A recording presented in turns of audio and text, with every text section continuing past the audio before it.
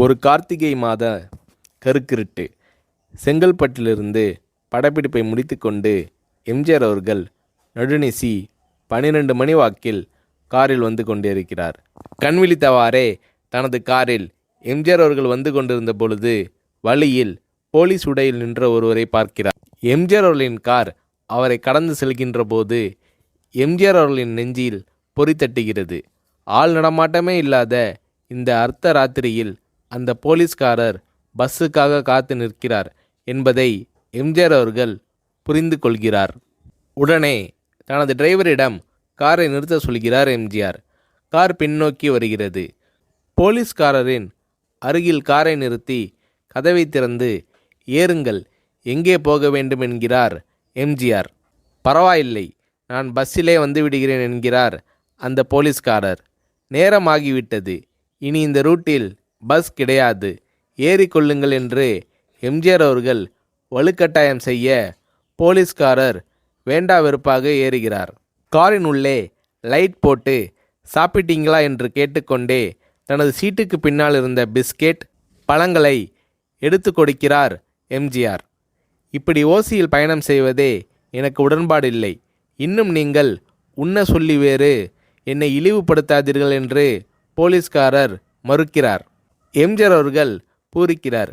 இருப்பவனிலிருந்து இல்லாதவன் வரை படித்து பதவியில் இருக்கும் எத்தனையோ பேர் எனக்கு அது வேண்டும் இது வேண்டும் என்று எம்ஜிஆர் அவர்களிடம் வேண்டியதை பெற்று செல்கிறார்கள். ஆனால் சாதாரண பொறுப்பில் இருக்கும் இந்த போலீஸ்காரரின் நேர்மை எம்ஜிஆர் அவர்களை மெய்சிலிர்க்க வைத்துவிட்டது. எம்ஜிஆர் அவர்களின் கார் கத தூரத்தில் வந்து கொண்டிருந்தாலும் காரின் நிறத்தையும் ஒளியையும் மனம் கமலும் ஓடிக்கான் வாசனையையும் வைத்து இது எம்ஜிஆர் அவர்களின் கார் என்றும் கார் சென்ற தடத்தை தொட்டு வணங்குகின்ற அளவுக்கு புகழுடன் திகழ்ந்த நேரம் அது. அரை மணி நேரம் கார் சென்று கொண்டிருக்கிறது. ஆனால் அதுவரை எம்ஜிஆர் அவர்களை பற்றி பெரிதாக போற்றி புகழ்ந்து பேசாமல் அந்த போலீஸ்காரர் வந்ததே புரட்சித் தலைவர் எம்ஜிஆர் அவர்களுக்கு அந்த போலீஸ்காரர் மீது மரியாதையை கூடுதலாக்கியது. நான் தான் எம்ஜிஆர் என்கிறார் எம்ஜிஆர். கேள்விப்பட்டிருக்கிறேன் என்கிறார் அந்த போலீஸ்காரர். பொன்மனச்செம்மல் எம்ஜிஆர் அவர்களின் முகத்தில் கோபம் இல்லை, பதிலுக்கு பொன்முறுவல் மலர்கிறது. என் படங்களை பார்த்து இருக்கிறீர்களா என்று கேட்கிறார் எம்ஜிஆர். நான் சினிமாவே பார்ப்பதில்லை என்கிறார் அந்த போலீஸ்காரர். புரட்சித் தலைவர் எம்ஜிஆர் அவர்கள் இன்னும் பிரமிக்கிறார். இப்போது கார் சத்தத்தை தவிர ஒரே நிசப்தம். போலீஸ்காரர் தனது வீட்டிற்கு 1/2 கிலோமீட்டர் தூரத்திற்கு முன்பே காரை நிறுத்த சொல்லி இங்கேயே இறங்கிக் கொள்கிறேன் என்கிறார். ஏன், நீங்கள் குறிப்பிட்ட அந்த விலாசம் இன்னும் 1/2 கிலோமீட்டர் தூரம் இருக்கிறதே என்கிறார் எம்ஜிஆர்.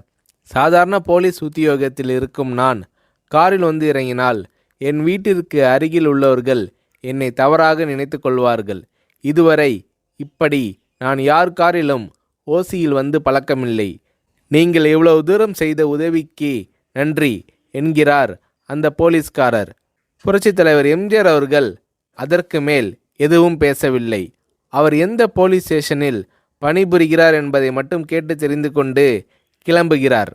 அடுத்த நாள் செங்கல்பட்டு போலீஸ் ஸ்டேஷனுக்கு ஃபோன் செய்து நான் எம்ஜிஆர் பேசுகிறேன் என்கிறார் எம்ஜிஆர்.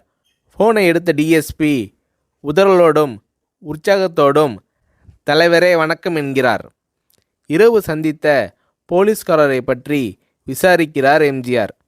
அந்த டிஎஸ்பி சொல்கிறார், நீங்கள் குறிப்பிடும் அவர் இன்று விடுப்பில் இருக்கிறார். அவர் கையூட்டு வாங்காதவர், கடமை தவறாதவர், காவல்துறையின் நேர்மைக்கு இவரே இலக்கணம். வெற்றிலை பாக்கு, பீடி, சிகரெட் போன்ற போதை வஸ்துக்கள், நாடகம், சினிமா போன்ற பொழுதுபோக்கு அம்சங்களையெல்லாம் இவர் அறியாதவர். கல்யாண வயதில் உள்ள 3 பெண்களையும் கரை சேர்க்க முடியாமல் கஷ்டத்தில் இருக்கிறார் என்கின்ற விபரம் டிஎஸ்பியால் எம்ஜிஆர் அவர்களுக்கு சொல்லப்படுகிறது.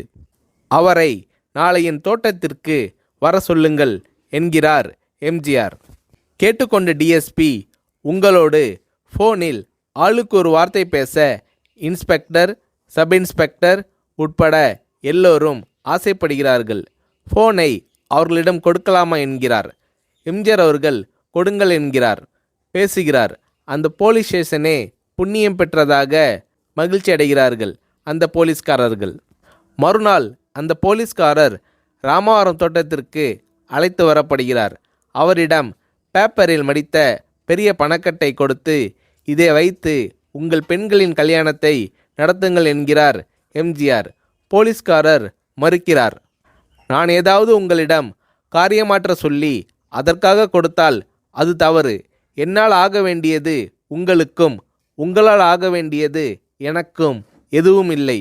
நான் உங்கள் கூட பிறந்த ஒரு சகோதரனாக நினைத்து கொடுக்கிறேன், பெற்றுக்கொள்ளுங்கள் என்று சொன்ன பிறகு கேட்டும் கூட கிள்ளி கொடுக்காத கனவான்கள் வாழும் இந்த உலகில் ரோட்டில் நின்றவனை அழைத்து சென்று அள்ளி கொடுத்த எம்ஜிஆர் அவர்களின் கருணையில் நெகிழ்ந்து போய் பெற்றுக்கொள்கிறார் அந்த போலீஸ்காரர். பிறகு ஒரு தேதியில் புரட்சித் தலைவர் எம்ஜிஆர் அவர்களே சென்று அந்த போலீஸ்காரரின் 3 பெண்களின் திருமணத்தையும் நடத்தி வைத்து வாழ்த்தி இருக்கிறார்.